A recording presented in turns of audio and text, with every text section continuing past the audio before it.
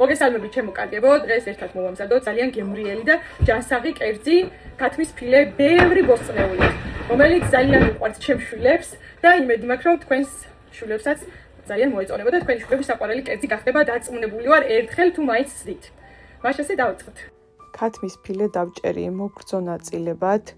მგონია რომ უხდება ესეთ კერძებს, ესეთი ნაჭრები, თქვენ რა თქმა უნდა სურვილი სამეფო შეგიძლიათ დაჭრათ და შემდეგ ქათამოვათავშე თაში, სადაც დავამატე სხვადასხვა სუნელები, რისთვისაც გამოვიყენე სოიოს соуსი, ასევე ზეითუნის ზეთი, ასევე ეს ჯაპანის ბარბეკიუ соус ქვია და ძალიან კარგია, უხდება ესეთ აზიურ კერძებს. ასევე გამოვიყენე ნივრის პუდრი, ხახვის პუდრი და მარილი, რა თქმა უნდა, ცოტა ბევრი არ მოგივიდეთ, იმიტომ რომ სოიოს соусიც მარილიანია და არ მქონდა სახლში, აღარ მქონდა, ძალიან უხდება თერიაქის соуსი, როდესაც უკვე მთლიანად მომზადდება კერძი, ბოლოს უმატებ ხოლმე და ძალიან კარგია და თქვენ თუ გექნებათ ან თუ შეიძენთ, აუცილებლად გამოიყენეთ და ზოგადად აზიურ კერძებს უხდება თერიაქის соуსი. შემდეგ გადავიტანე ტაფაზე და ესეთი ღრმა ტაფა მაქვს, რომელიც ასევე ძალიან კარგია.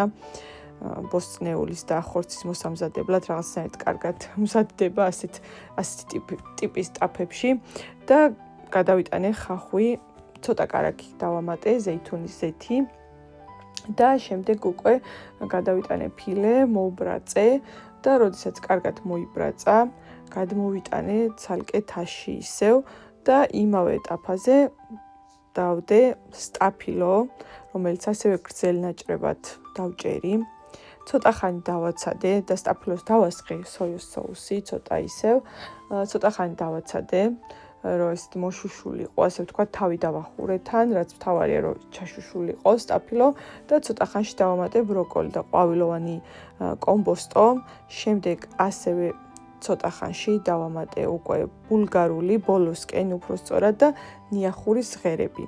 და სულ ბოლოს გადავიტანე ისევ ქათამი, კარგად ამოურიე და მოვაყარე დაჭრილი მწვანე ხახვი. გამოდის ძალიან გემრიელი, არის რაც თავარია ჯანსაღი და სასარგებლო და ბავშვებს ძალიან მოეწონებათ.